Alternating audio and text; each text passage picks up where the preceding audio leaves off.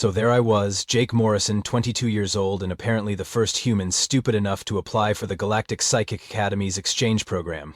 Yeah, that's right. While my buddies back on Earth were getting normal college degrees in things like engineering or business, I decided to spend a semester learning about alien mind-reading techniques on a space station that looked like someone crossed a university campus with a haunted house. Cerebrum 7 was what you'd call architecturally challenged. Picture Gothic spires mixed with gleaming metal corridors, all floating in the middle of nowhere like some cosmic fever dream. The whole place hummed with this low-frequency vibration that was supposed to enhance psychic resonance, but mostly just gave me a headache. Classic alien design philosophy. If it doesn't look ominous and make weird noises, you're doing it wrong. The admission office was staffed by a creature that looked like a cross between a jellyfish and a filing cabinet. It had about 12 tentacles, each one stamping different forms with the efficiency of a bureaucratic nightmare. Its name was Administrator Glub, because apparently the universe has a sense of humor about these things. Human Jake Morrison, Glub gurgled through what I assumed was its mouth, though honestly it was hard to tell which end was which. You are here for Dream Analysis 101, Introduction to Psychic Phenomena, and Advanced Fear Consumption Theory. That last one sounds delightful, I said, trying not to laugh. Really looking forward to learning how to eat people's nightmares. Always wanted that on my resume. Glove's tentacles twitched in what might have been confusion or irritation, hard to read the body language of something that looked like it belonged in a tide pool.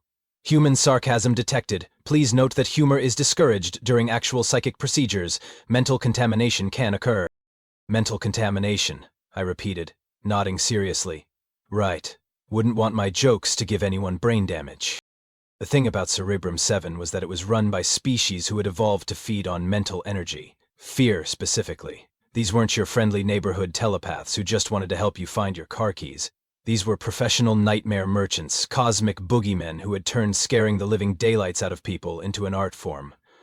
Which, honestly, seemed like a pretty sweet gig. Until you met the students. Walking through the dormitory halls was like taking a tour of the galaxy's anxiety disorders. There was Zephyr, a crystalline being from the Andromeda sector who literally vibrated with terror whenever someone looked at him funny. Then there was Gornak, this hulking reptilian creature who was apparently afraid of his own shadow. Literally. He'd installed extra lighting in his room to minimize shadow coverage.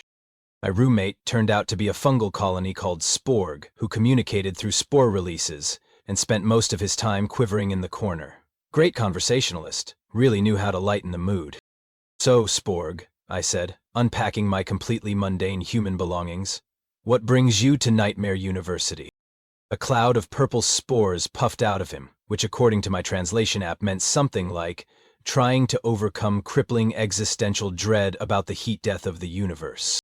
Been there, buddy, I said, hanging up my earth clothes next to his collection of what appeared to be anxiety medication. Have you tried not thinking about it? More spores. This time the app translated it as confused screaming. The orientation packet was a masterpiece of psychological warfare disguised as academic literature.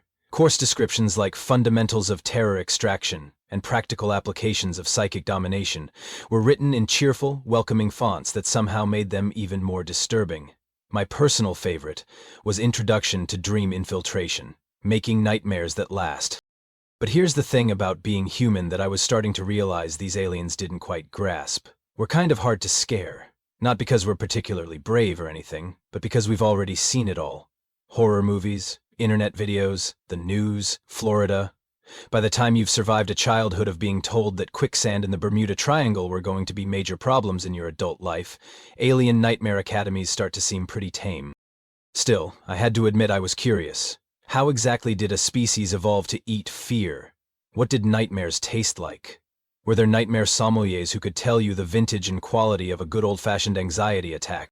All questions I figured I'd get answered soon enough in Dream Analysis 101, which according to my schedule started first thing tomorrow morning, with someone called Professor Vorthak. The name alone sounded like it should come with a parental advisory warning. Professor Vorthak was what you'd get if you crossed a praying mantis with a skyscraper and gave it a really bad attitude. 9 feet tall, covered in chitinous black armor that seemed to absorb light, and sporting 4 arms that ended in claws designed for what I could only assume were very unfriendly handshakes. His head was vaguely triangular, with compound eyes that reflected every color except the ones that made you feel comfortable. But the real kicker was the way he moved.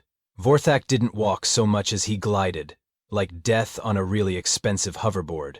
Every step was calculated to make maximum psychological impact, from the way his claws clicked against the floor to how he seemed to loom over everything even when he wasn't trying. The classroom itself looked like someone had decorated a lecture hall using only nightmares and poor lighting choices. Dark stone walls carved with symbols that hurt to look at directly, floating orbs that provided just enough light to see how screwed you were, and desks arranged in a perfect semicircle so everyone could watch everyone else have mental breakdowns. My classmates were a who's who of galactic anxiety disorders. There was Tremblena, a blue-skinned humanoid whose species apparently evolved from prey animals and showed it in every nervous twitch. Quiverax was there too, this insectoid creature who kept making clicking noises that my translator helpfully informed me were prayers to various death gods. And then there was Blobberton. Yes, that was his actual name. He was basically a sentient puddle of green goo who had somehow managed to develop both consciousness and crippling social anxiety. He spent most of his time trying to hide behind his desk, which was impressive, considering he didn't technically have a fixed shape. "Welcome, morsels," Vorthak began, his voice like grinding metal with a minor in psychological warfare. "I am Professor Vorthak, senior lecturer in advanced terror theory, and your guide through the delicious landscape of mortal fear." The other students collectively shuddered. Literally, I could hear Quiverax's exoskeleton rattling from 3 seats away. "In this course, you will learn to navigate the dream realm, to taste the exquisite flavors of subconscious terror, and to feast upon the nightmares that lurk in the darkest corners of sentient minds." He paused dramatically, scanning the room with those compound eyes like a predator sizing up his next meal, which, let's be honest, he probably was. "But first," Vorthak continued, "we must establish the hierarchy. Fear is power, and power demands respect. Those who cannot provide adequate terror for my consumption will find this semester particularly educational." More shuddering from the peanut gallery. Blobberton actually tried to hide under his desk, which didn't work because, again, he was basically sentient jello. Then Vorthak's eyes found me. "Ah, the human exchange student," he said, and somehow managed to make it sound like he was ordering my execution. "Jake Morrison. I have heard interesting things about your species." "All good, I hope," I said, because apparently my mouth operates independently of my survival instincts. A sound that might have been laughter emerged from somewhere in Vorthak's thoracic cavity. It was the kind of laugh that made you reconsider your life choices and wonder if it was too late to transfer to a nice safe program like underwater basket weaving or bomb disposal. "Your species has a reputation for being difficult to properly terrorize," Vorthak said, circling my desk like a shark who had just spotted a particularly interesting piece of chum. "This presents an intriguing challenge." "Sorry to be a disappointment," I said. "We humans are pretty boring. No deep primal fears of the dark or anything. We mostly just worry about student loans and whether we remembered to turn off the stove." The other students stared at me like I had just volunteered to juggle live grenades. Apparently sarcasm in the face of cosmic horror wasn't standard curriculum at most schools. Vorthak leaned closer and I got a whiff of what I could only describe as the smell of nightmares mixed with really expensive cologne. "Perhaps," he said, "we should test that theory." And that's when I realized that my mouth might have just written a check my brain really didn't want to cash. "Class," Vorthak announced, his compound eyes never leaving me, "today we will have a practical demonstration. Mr. Morrison has volunteered to show us the terror that lurks within the human psyche." "Actually, I'm pretty sure I didn't volunteer for anything," I said, but my protest was drowned out by the collective intake of breath from my classmates. Apparently, being selected for a Vorthak demonstration was like winning the lottery, if the prize was a complete psychological breakdown. "The procedure is quite simple," Vorthak continued, producing what looked like a metallic headband covered in wires and blinking lights. "I will establish a psychic link with our subject and project his deepest fears for the class to observe. Educational and delicious." As Tremblena raised a shaky blue hand. "Professor, shouldn't we start with something smaller? Maybe a pleasant memory or a mild concern about parking tickets?" Vorthak's laugh could have curdled milk. "Where is the educational value in that? No, we dive deep today, to the primal fears that shape a species."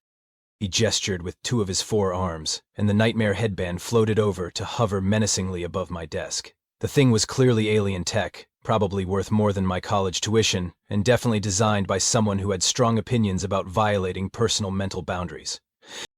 "Now then, Mr. Morrison," Vorthak said, settling into what appeared to be a meditation pose, if meditation involved looking like you were about to devour someone's soul.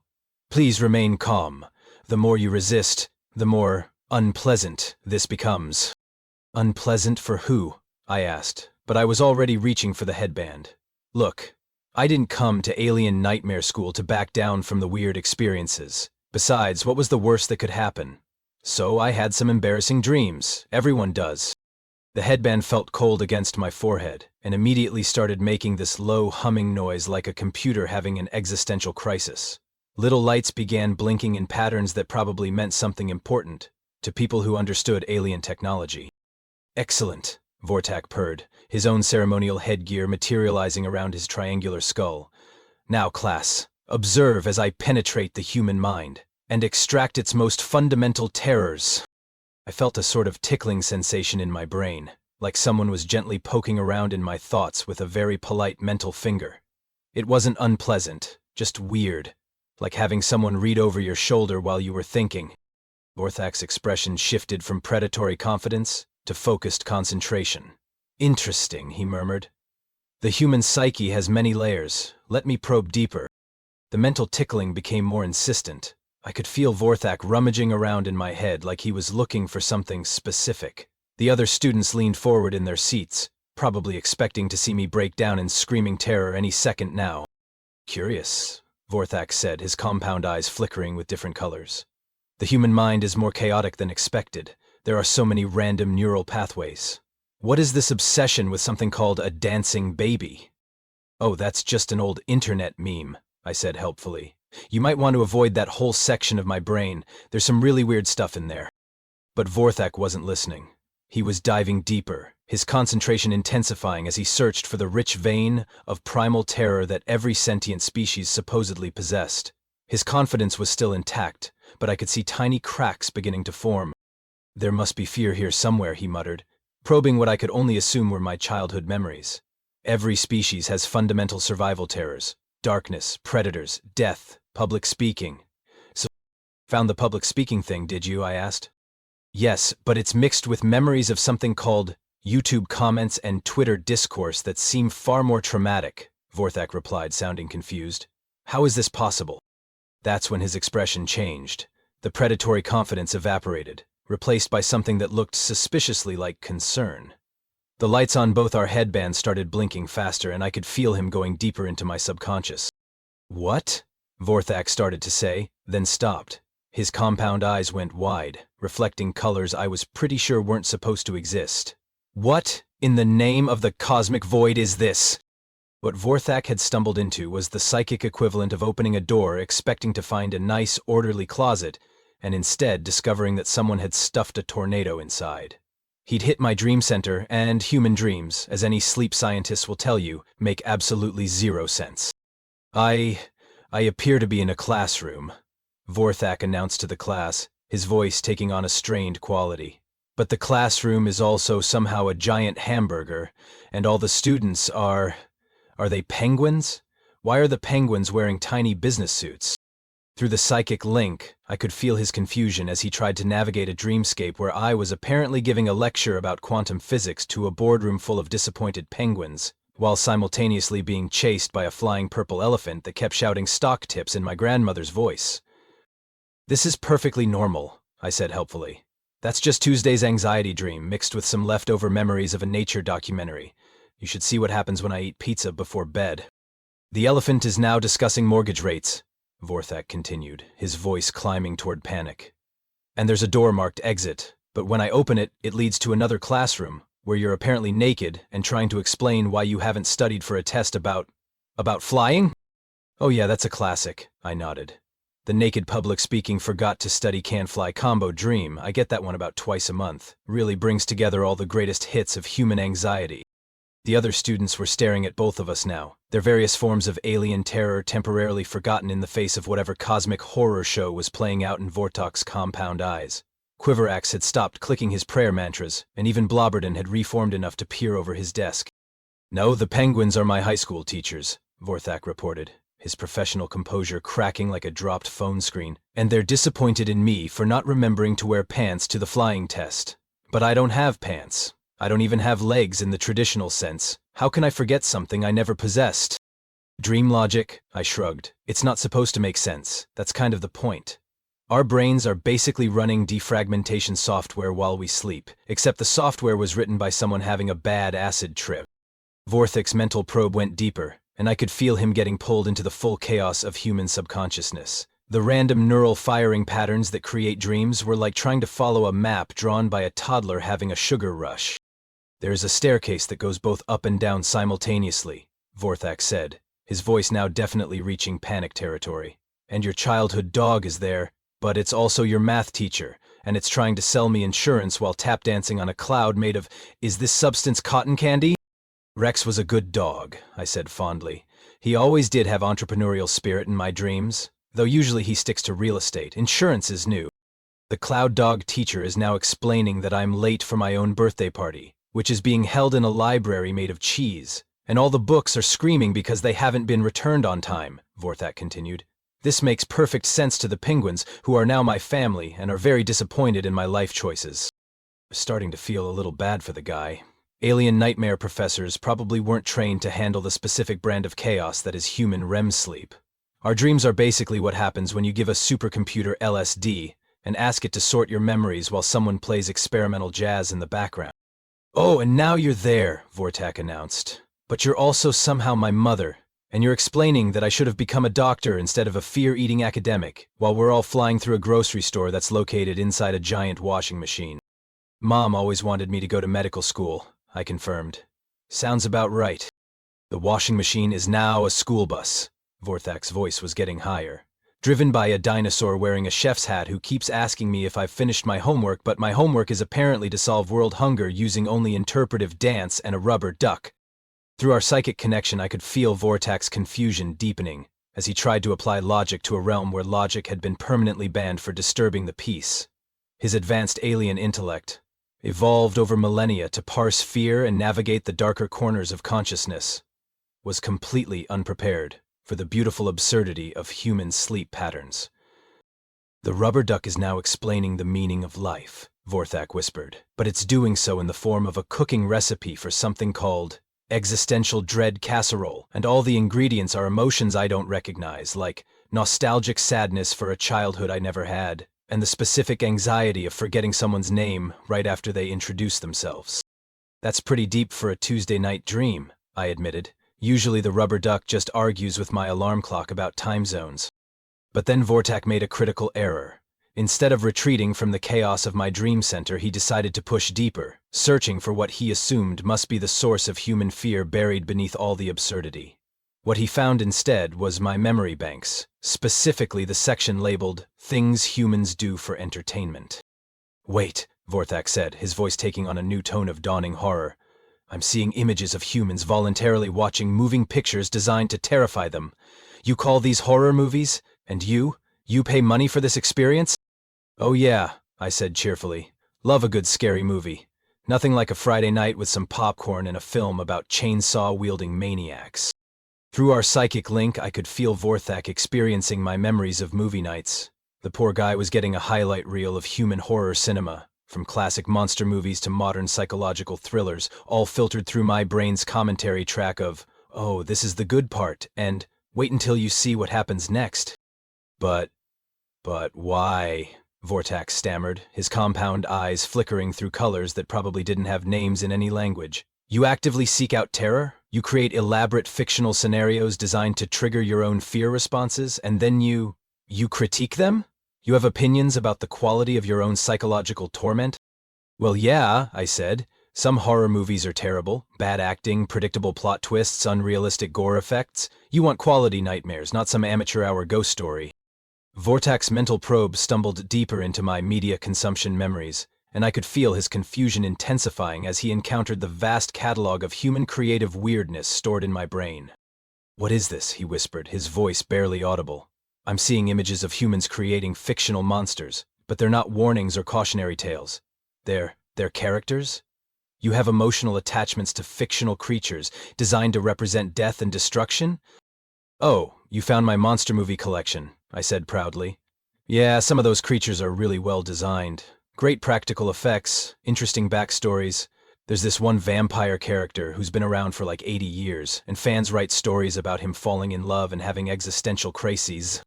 Fans write additional stories about the monsters. Vorthak's voice was climbing toward a register that probably required special equipment to hear properly. You take creatures designed to embody your deepest fears and you make them protagonists? You give them romantic relationships? Through our connection, I could feel him encountering my memories of monster movies, vampire romance novels, zombie comedies, and that weird phase I went through in college where I was really into films about friendly ghosts. His alien psyche, evolved to understand fear as a simple predator-prey relationship, was completely unprepared for humanity's tendency to turn everything into entertainment. This is impossible, Vorthak continued, his mental voice taking on a hysterical edge. I'm seeing memories of humans dressing as monsters for recreational purposes. Children engaging in ritualized fear-seeking behavior called trick-or-treating. Adults paying money to be chased through artificial haunted environments by actors pretending to be threats they know are not real. Halloween's pretty fun, I agreed. Though haunted houses can be hit or miss. Some of them try too hard, you know? Like, we get it, you're scary, but could you work on your timing a bit? But then Vortak's probe hit the section of my brain I really should have warned him about. The part where I stored my knowledge of internet culture. What? He began, then made a sound like a computer trying to process infinity. What is Florida Man? Oh no, I said. You really don't want to go down that rabbit hole. But it was too late. Vorthak was experiencing the full glory of Florida Man headlines, those beautiful monuments to human chaos that defy all logic and reason.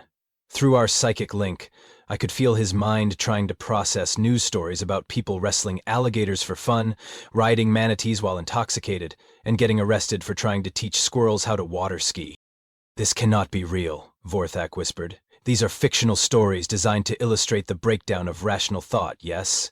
Cautionary tales about the dangers of abandoning logic? Nope, I said cheerfully. Those are all real news stories. Florida's just like that. We've kind of accepted it as a state. But the man who tried to rob a bank with a live lobster, Vorthak continued, his voice hollow with disbelief.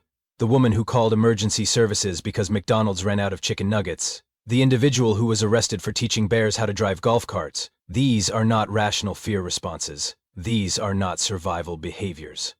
What evolutionary pressure could possibly produce this level of casual chaos? I think you're overthinking it, I said. Sometimes people just do weird stuff, it's not that deep. Vorthak's mental probe was now flailing through my memories like someone drowning in a sea of human illogic. He encountered my recollections of internet memes, viral videos, social media arguments about whether hot dogs are sandwiches, and that time Twitter spent 3 days debating the correct pronunciation of GIF. Your species creates artificial fears for entertainment, transforms threats into beloved characters, engages in deliberately irrational behavior for recreational purposes, and spends significant mental energy arguing about the classification of processed meat products, Vorthak summarized, his voice barely a whisper. And this is considered normal behavior? Pretty much, I nodded. Wait until you see the part of my brain where I keep memories of people arguing about pineapple on pizza. That's when Vorthak made a sound that I'm pretty sure doesn't exist in any known language. Through our psychic connection, I could feel his carefully structured understanding of fear, logic, and rational thought crumbling, like a house of cards in a hurricane. The poor guy had spent his entire career studying terror as a fundamental force of nature, only to discover that humans had somehow evolved beyond the need for rational fear responses and had turned the whole concept into a recreational activity. The pineapple debates, he whimpered. They go on for hours. People have strong emotional responses to fruit placement on bread circles.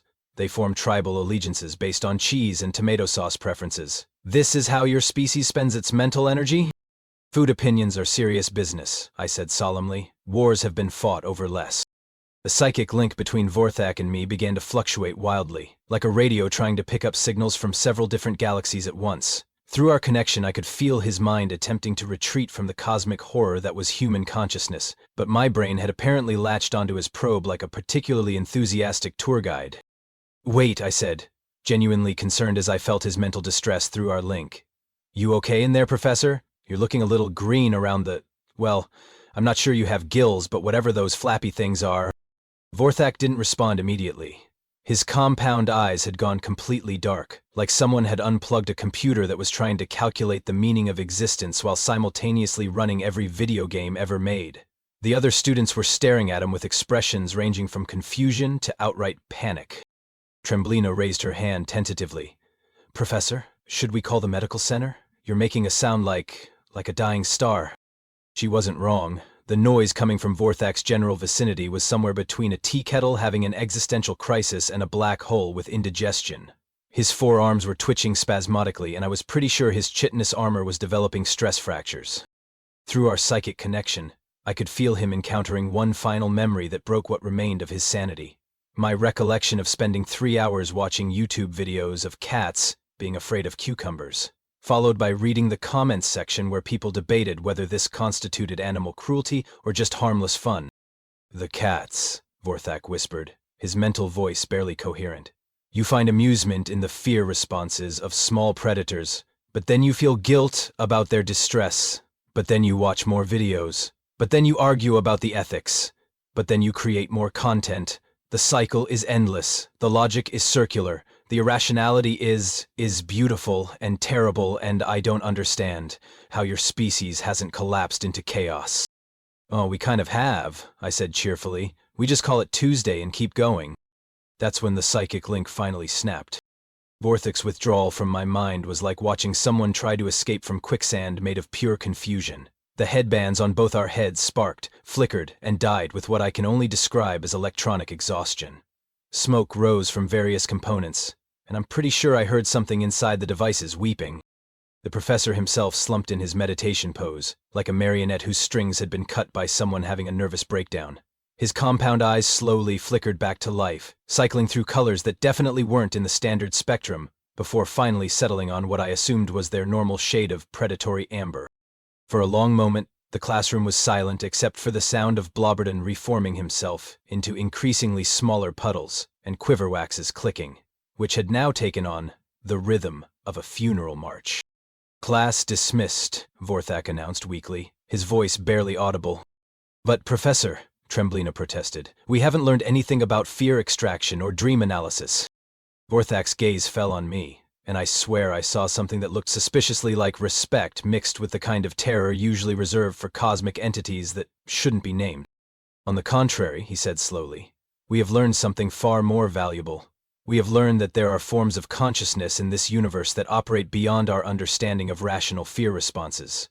Some species have evolved so far past the simple predator-prey dynamic that they have transformed survival mechanisms into recreational activities." He paused, still staring at me like I was a puzzle box designed by a particularly sadistic god. "Mr. Morrison," he continued, "I hereby grant you full marks for this course, not because you have mastered the art of fear, but because you have demonstrated that your species has transcended it entirely. You don't need to learn how to navigate nightmares, because you have made peace with chaos itself." The other students turned to look at me with a mixture of awe and terror that was honestly pretty flattering. Blobberton had reformed into what appeared to be a respectful bow, which was impressive, given his complete lack of skeletal structure. "Does this mean I don't have to take the final exam?" I asked hopefully.